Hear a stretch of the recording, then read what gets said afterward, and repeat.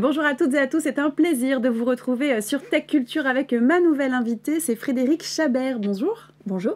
Merci d'être avec nous. Vous êtes la CEO d'Effensi.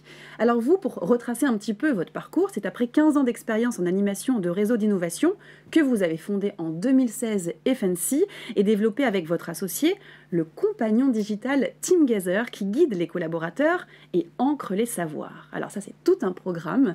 Et je vais vous laisser nous présenter votre société et ce compagnon digital. Oui, Effensi accélère les transformations et les formations en entreprise. Pourquoi ? Parce que les entreprises sont soumises à d'énormes enjeux. C'est difficile d'adresser des enjeux de cybersécurité, des enjeux de RSE, des enjeux autour de l'inclusion, par exemple. C'est des enjeux qui nécessitent de se transformer culturellement. Et pour les collaborateurs, du coup, se transformer culturellement, ça signifie... c'est pas évident. C'est sûr, non, c'est clair. Ça prend 21 jours en moyenne. Ok.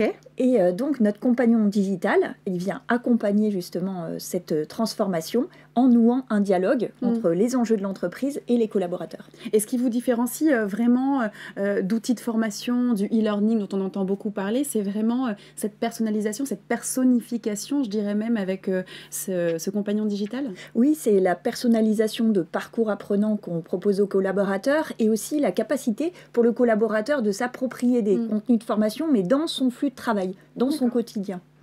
Alors, TeamGather by Effensi, c'est comme ça que vous vous dénommez. Vous poursuivez actuellement votre développement et votre déploiement en banque. Vous avez signé un nouveau contrat. C'est quoi l'enjeu pour vous de ce contrat ? Alors déjà, ce contrat, c'est outiller 1600 collaborateurs donc en banque, dans un environnement assez contraint de conformité, de sécurité, etc.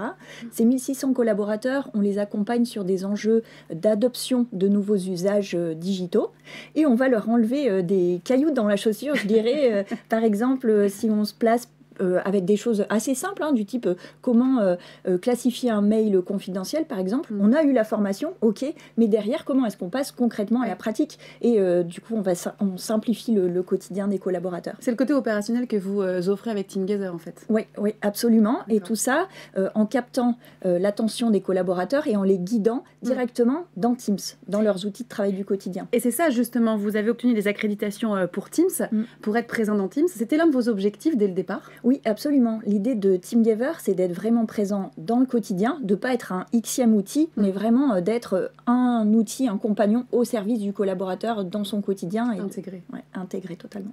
Eh bien, merci pour ces explications. On va maintenant passer à notre question du jour. C'est la question sans filtre.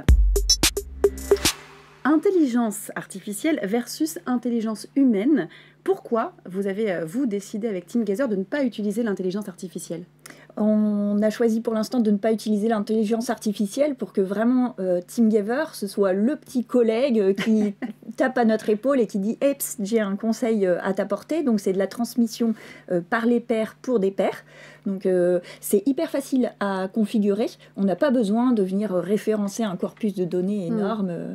Vraiment, TeamGather, c'est le compagnon du quotidien. Bon, super. Merci beaucoup. Merci à vous. Le compagnon du quotidien. C'est vrai que c'est tout un programme, c'est assez sympathique. En tout cas, c'est parlant. Merci. Merci à vous de nous avoir suivis. Je vous donne rendez-vous très prochainement, toujours pour une nouvelle émission. Restez avec nous.